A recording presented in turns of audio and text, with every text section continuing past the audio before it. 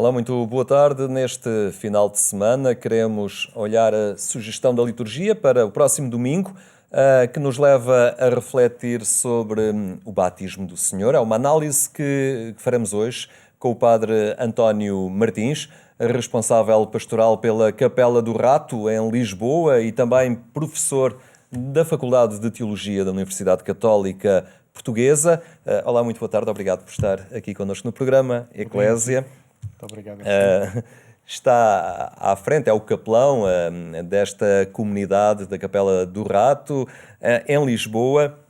Antes de entrarmos propriamente na análise do enquadramento litúrgico deste próximo domingo, lembrar que estamos a poucos dias de uma iniciativa importante na sua comunidade cristã, ou uma proposta que lhe é feita e que passa por um curso, não é? Um momento de encontro online, mas que convida a refletir sobre a filosofia, a literatura, a espiritualidade. É um passo importante para também o crescimento da comunidade da Capela do Rato. É o sexto passo, ou seja, é a sexta edição de um curso que podemos dizer constitui a nossa pérola da programação de cada ano e também da relação da comunidade da Capela do Rato com a cidade e com o mundo da cultura. É uma herança que continuamos e que renovamos em cada ano, vai na sexta edição. Chamamos este ano Caminhos Cruzados, e Caminhos Cruzados cruzando, digamos, três valências do conhecimento, da experiência, do pensamento humanos. Uma valência que chamamos filosofia, digamos, a reflexão da condição humana pelo rigor do conceito, e convocamos alguns filósofos contemporâneos, variados, e sem preconceito nenhum. Convocamos a ficção literária, quer na narrativa do romance, quer na própria poesia, porque a narrativa ou literária ou a poesia é outra forma de dizer o humano, com ficção, com simbologia, com metáforas, e convocamos outro saber, que é o saber da experiência, da relação com Deus, da interioridade, a que chamamos espiritualidade. E acreditando que há espiritualidade, acreditando e fazendo cruzar, que há espiritualidade também, obviamente, na literatura e, obviamente, também na filosofia. Portanto, a espiritualidade não é o terceiro acrescido, é o ponto de cruzamento da literatura e da filosofia. Portanto, trazendo em cada sessão, são 14, começam a 11 de janeiro e vão acabar na próxima segunda-feira, vão acabar no final de abril, trazendo em cada semana um conferencista de renome da nossa vida universitária portuguesa, que falará de uma obra por si escolhida. É importante para uma comunidade cristã fazer um caminho em comunidade, numa capela, a Capela do Rato, onde não procura apenas os sacramentos, mas também fazer este itinerário de questionamento, de valorização cultural, intelectual. Isso é determinante também para o crente hoje em dia? É para o crente de hoje em dia, e creio que para o crente de todos os tempos. O diálogo com a cultura, e com a cultura de cada tempo, e concretamente com a cultura do nosso tempo, é um dos grandes desafios e urgências da experiência cristã. A experiência cristã não se pode afirmar nem experimentar num gueto à parte. Eu gosto de dizer isto a partir da renovação do concílio, que Gaudium et Spes I, as alegrias e as tristezas, as angústias e as esperanças dos homens e das mulheres do nosso tempo são também as angústias e as esperanças as alegrias e as tristezas dos filhos da Igreja, e o que é humano na humanidade é também humano na vida cristã. E, portanto, o encontro com a cultura, o encontro com o questionamento, questionamento e a procura de reflexão das grandes perguntas da condição humana: quem somos, de onde vimos, para onde vamos, acolhendo os grandes contributos do pensamento, da literatura ou da experiência espiritual, digamos, é uma das pérolas e das missões constitutivas da comunidade do Rato, digamos, de uma tradição de 10, 15, 20 anos e que continua a florescer. Muito bem. Quem estiver interessado terá que esperar pela edição do próximo ano, porque esta já está esgotada, não é? Mas há sempre essa possibilidade. Vamos analisar agora a liturgia do próximo domingo, marcada pelo batismo do Senhor. Assim, muito rapidamente e olhando o pano de fundo que enquadra este domingo a nível litúrgico, temos aqui uma confirmação, ao fim e ao cabo, do início de vida pública de Jesus Cristo. Temos uma confirmação. Uma manifestação. As duas coisas, e ainda bem que utilizou o termo manifestação, porque podemos dizer que o batismo do Senhor é o prolongamento ou um complemento da Epifania. Há uma tradição que vem da tradição ortodoxa, que apresenta três momentos significativos, três manifestações revelacionais, três apresentações de Jesus em momentos diferentes da sua vida. O menino nascido que é apresentado aos magos, digamos, a Epifania celebrada no domingo passado, mas também hoje podemos dizer que há aqui um momento epifânico que a liturgia ortodoxa ainda conserva e que nós conservamos, embora deslocando e separando da Epifania, mas ao mesmo tempo aproximando, porque é no domingo imediatamente a seguir, a apresentação de Cristo na fila dos pecadores para ser batizado e aquela confirmação de uma voz do alto: tu és o meu filho muito amado. E outro episódio, também podemos dizer que pertence à diversidade dos momentos epifânicos, que é as bodas do Senhor, o primeiro milagre na narrativa de São João de transformar a água em vinho num casamento, que é tudo isto metafórico da apresentação das núpcias de Cristo com a Igreja e com a humanidade. E vamos começar por escutar então esta descrição que nos chega pelo Evangelho de Marcos.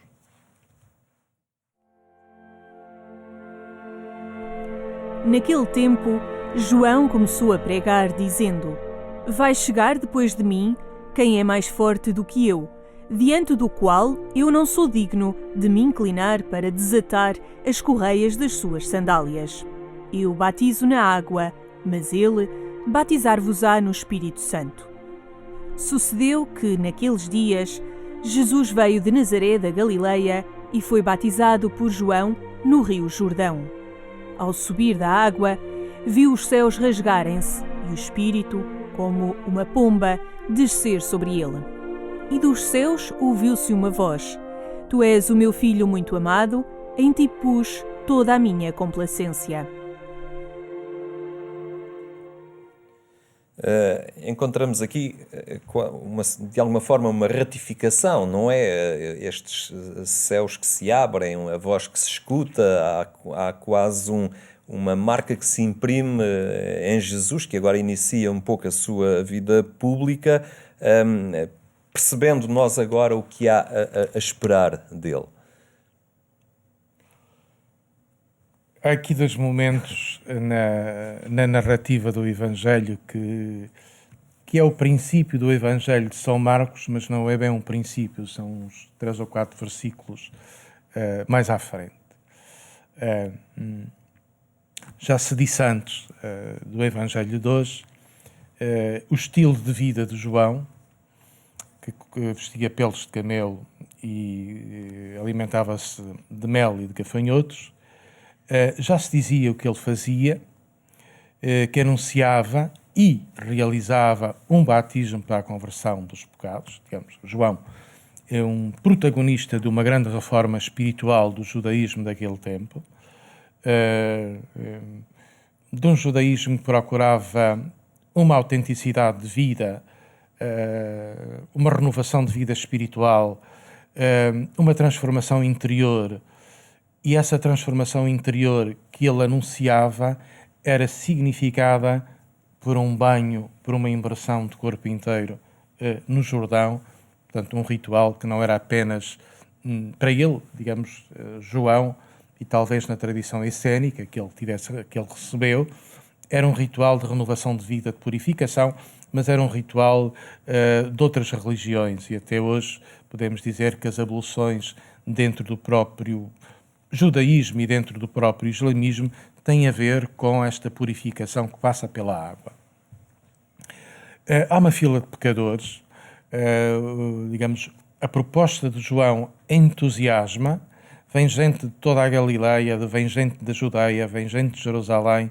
Nós podemos imaginar, se quisermos aqui apresentar um guião cinematográfico, filas e filas, de gente humilhada, de gente marcada pela exclusão, de gente que sente uma necessidade de renovação de vida e de aproximar de Deus, e entrega-se a João para ser mergulhada na água, para ser imergida na água e depois emergida, digamos, renascer de novo. Tudo essa é a dimensão do banho batismal de João. E imprevistamente aparece Jesus. Portanto, o Evangelho de São Marcos é muito breve, no seu estilo muito rápido, muito acelerado. Os outros evangelhos apresentam Mateus a questionar Jesus, mas eu é que deveria ser batizado por ti e tu és batizado por mim. Estamos aqui em papéis diferentes. Marcos silencia isso. É uma reação desconcertante por parte... Marcos não a refere. Marcos a refere de uma forma muito rápida que Jesus vem e apresenta-se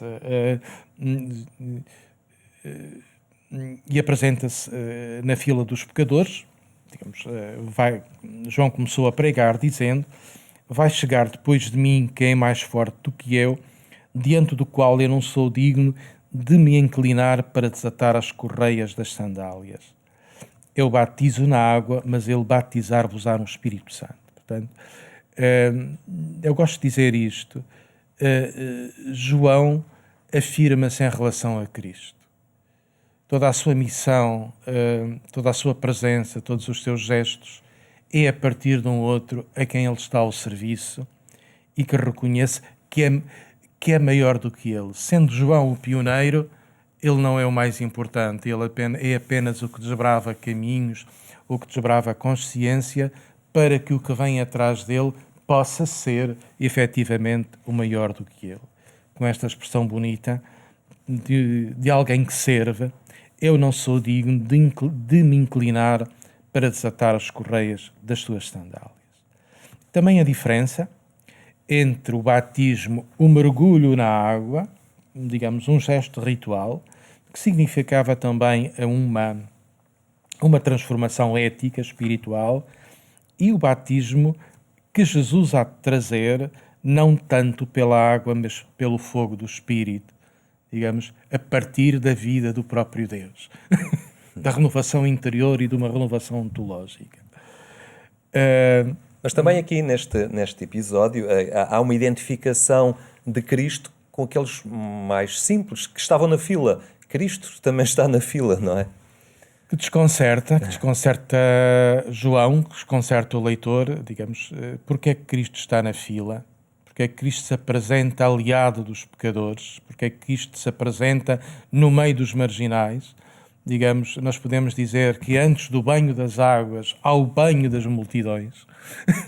Aí, se calhar, o banho das águas passa pelo banho das multidões, que é a profunda solidariedade do Filho de Deus, feito homem, que vem ao nosso encontro, que está no nosso meio e que está do nosso lado. Portanto, este Cristo que aparece na fila dos pecadores no meio da multidão é confirmado, e agora vamos à sua pergunta inicial, é confirmado pela inteira Trindade. Esta passagem muito rápida de Marcos, que diz tudo em tão poucas linhas.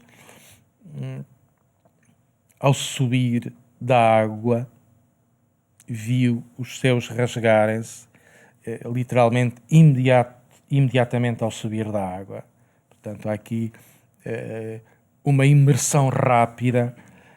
Viu, sugere uma experiência subjetiva de Jesus, os céus rasgarem-se, uma linguagem que vem das teofanias do Antigo Testamento e que de vez em quando os salmistas e até o profeta do exílio, Deutero Isaías, diz: ó, se rasgasses os céus, digamos, parece um Deus calado, parece um Deus inativo, parece um Deus distante.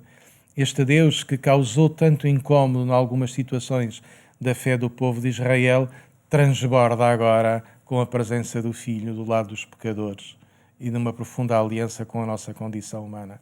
Vemos os céus rasgados, que nós podemos imaginar por um fenómeno atmosférico de densas nuvens escuras, e de um ápice as nuvens abrem-se e há aqui, digamos, um feixe de luz que cai. É um fenómeno belo atmosférico, e é esse fenómeno atmosférico belo do rasgar-se dos céus por este Filho que está inteiramente ao lado dos mais pobres, dos mais aflitos e dos mais necessitados, banhando-se nas águas e banhando-se antes com as multidões.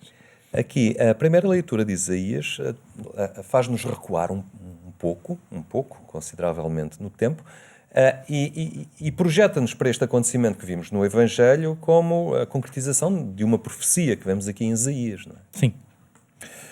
Pronto, é da organização litúrgica e da liturgia de cada domingo, uma técnica hermenêutica, uma proposta hermenêutica que liga sempre o Antigo Testamento ao Novo Testamento. Digamos, que procura apresentar uma compreensão total da Escritura e Cristo como chave de interpretação de toda a Escritura. E normalmente coloca-se em díptico uma profecia ou um acontecimento do Antigo Testamento como anúncio, como profecia, e a realização, a concretização em Cristo no Novo Testamento. Pronto, começo pela última afirmação, esta voz que vem do céu, que não está dito, mas é a voz do Pai, pelo que é dito: tu és o meu filho muito amado, em ti pus toda a minha complacência, digamos, tenho um prazer imenso, tenho uma alegria imensa que tu sejas. Portanto, esta frase é de Isaías, da primeira leitura. Esta primeira leitura Isaías é antes... 42, eis o meu servo, a quem protejo, o eleito da minha alma, a quem eu tenho imenso prazer e alegria por tu seres. Mas já nos projeta nessa figura que vem instaurar um mundo novo, de justiça, de paz. Não é? Já nos projeta e com uma interpretação, porque este filho que o Pai confirma, sobre o qual o Espírito aparece na forma de pomba, é o Messias à maneira de servo. Não é um Messias triunfante, não é um Messias guerreiro. Por isso é que vem aqui o cântico do servo de Yahvé e os outros cânticos também do Deutero Isaías, que constituirão o grande fulcro do Antigo Testamento para interpretar a cruz e o serviço de Jesus à humanidade. Portanto, Jesus é filho à maneira de servo. É um servo já anunciado que é filho. Portanto, é aquele que vem servir e dar a vida pelas multidões. O Filho do Homem não vem para ser servido, mas para servir e dar a vida. E aqui está a palavra própria de Isaías, própria da revelação do oráculo a Isaías: eis o meu servo, que depois no texto de João se diz: eis, tu és o meu filho, mas filho interpretado à maneira e na condição de servo. É lindíssimo. E que é algo que também na segunda leitura de Atos dos Apóstolos, Pedro, ao falar, sublinha que Deus não faz exceção de pessoas e vem sublinhar e reforçar também esta universalidade da presença, da ação, da mensagem de Cristo para todos. Uma universalidade que ganha mais significado naquele contexto judaico que fazia muita acessão, não é? Consoante as pessoas pertenciam ou não a esta ou àquela configuração étnica ou de povo. Étnica, geográfica, religiosa, isso é a grande aventura e a grande revolução das primitivas comunidades cristãs, que não aconteceu sem tensão e sem conflito. Nós encontramos nos Atos dos Apóstolos, de onde este texto é tirado, um dilema interior de Pedro, que diríamos nós hoje, na nossa linguagem de inspiração inaciana, ele precisa discernir opções prioritárias de vida.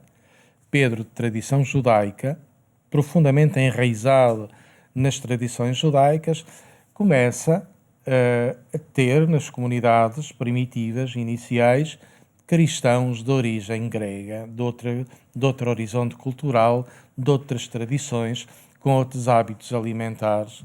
E agora o que é que a gente faz com eles? Impomos-nos as tradições judaicas ou acolhemos os seus próprios modos de se alimentar, de vestir? Não foi fácil, foi um clima de tensão.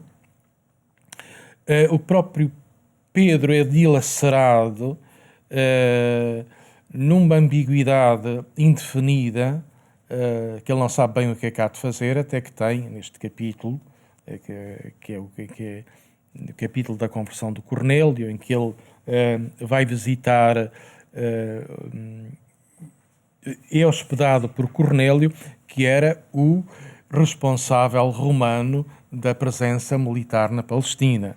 Que é curioso. De qualquer forma, daqui para a frente é essa um bocadinho a linha dos apóstolos e na expansão que o cristianismo tem de uma mensagem que está aberta a todos os povos e culturas, e é essa grande marca também do cristianismo. Padre António Martins, o tempo não nos permite ir mais além, temos mesmo que ficar por aqui, mas é a reflexão que fizemos a partir da riqueza que é sempre grande e vasta destes textos que a liturgia nos propõe para este próximo domingo, e agradecemos muito a sua presença hoje aqui entre nós. Termino a lembrar que mais logo ainda pode acompanhar o programa Eclésia na Antena 1, basta que para isso sintonize a rádio pública quando forem 22h45. Obrigado por ter estado connosco, tenha uma boa tarde, tenha também um bom fim de semana.